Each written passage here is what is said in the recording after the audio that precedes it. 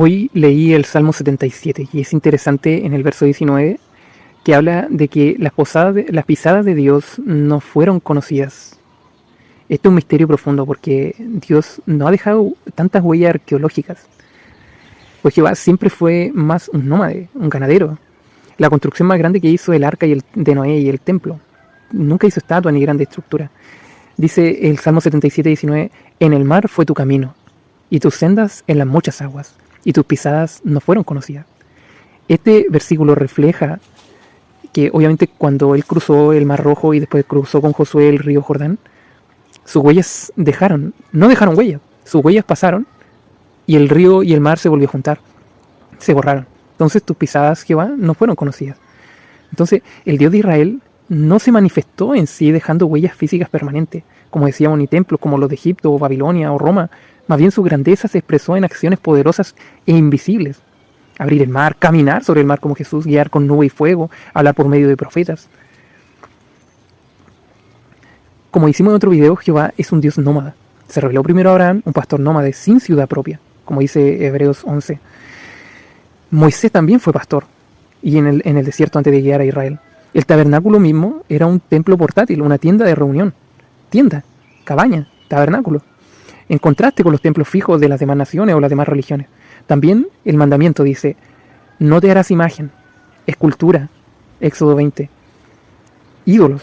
Esto lo apartaba radicalmente de las culturas vecinas, que dejaron colosos, esfinges, figurat, o como se han encontrado hoy en día, miles de figuras de dioses con rostro. El rostro de Dios dice que no puede ser visto, por eso no se le hace imagen. La única imagen más grande es el ser humano, que es hecho a imagen y semejanza de Dios. Pero la imagen más absoluta de Dios, divinamente humana, es Yeshua, Jesucristo. Él es la verdadera huella. Y sin escribir ningún libro, sin escribir ninguna construcción, Jesucristo se formó el divisor de la historia. Hay un antes y un después. Todos lo contamos, aunque uno le dicen era común. La era se cuenta desde el nacimiento de Cristo. Aunque conocemos que hay un desplace, independientemente de eso, la división está ahí. El calendario que usamos actualmente, la semana de 7 días que usamos, es huella de Dios. Sus huellas son como invisibles. Son invisibles, como que están impregnadas en nosotros. De hecho, en nuestra mente, nuestra forma tan creativa de ser humano. Como decíamos, aunque el arca de Noé y el templo son excepciones, ambas están ligadas a símbolos espirituales, más que a monumentos materiales.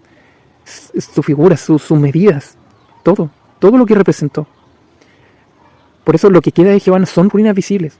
Claro, conocemos las ciudades, conocemos Israel, el Medio Oriente y todas las civilizaciones que caminó Jehová junto a su pueblo, como lo hemos relatado en otros pueblos de Sumeria, Egipto, los cananeos, los asirios, los babilónicos, los medos persas, los griegos, los romanos, y hasta el día de hoy. Es una fe viva, no es una fe muerta. El poder de la palabra, del testimonio.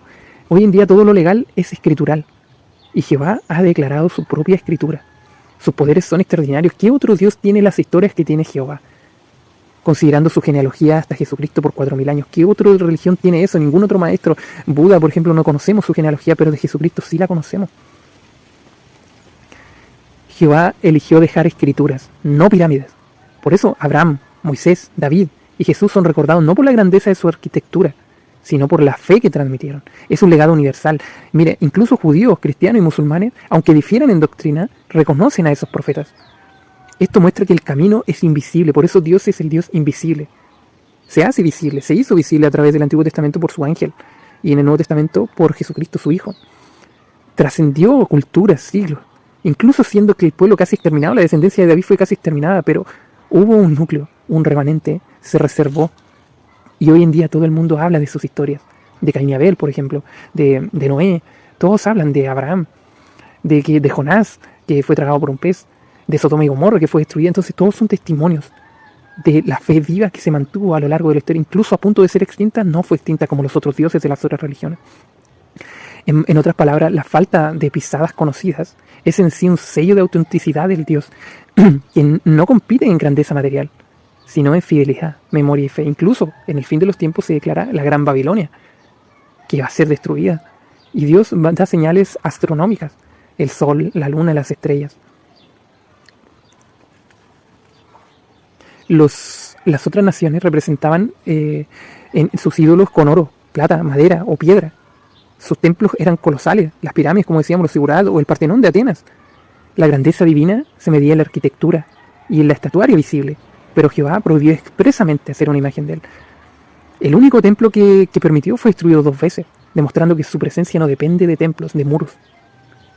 Jehová, como decíamos, es el concepto, me gusta a mí decirle, el más longevo de la historia. Es antes de los dioses hindúes, es antes de todos los dioses, porque uno puede contar la historia de Abraham, pero hay una historia detrás de Abraham. Jehová con Noé, con Enoc, con Adán. Todos esos fue una permanencia prediluvial y postdiluvial, antes de Cristo y después de Cristo. Aunque estos dioses, como decíamos, dejaron ruinas arqueológicas impresionantes, sus cultos están muertos. Las huellas visibles de esos dioses son museos y piedras, pero Jehová mantuvo una fe que sigue viva. Hoy en día millones de personas adoran a Jehová, le cantan a Jehová, se congregan todos los sábados, todos los domingos.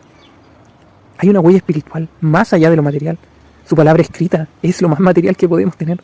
Su fe transmitida de generación, sus profecías cumplía a lo largo de los siglos. Hoy en día, como tengo el estudio de las 40, 50 profecías del fin de los tiempos, ninguna otra religión se le compara en profecías de los últimos tiempos. Nosotros podemos decir, sí, estamos en los últimos tiempos, solamente que falta que construyan el templo y sus profecías están listas. La marca de la bestia, el sistema ya está listo, solamente falta instaurarlo.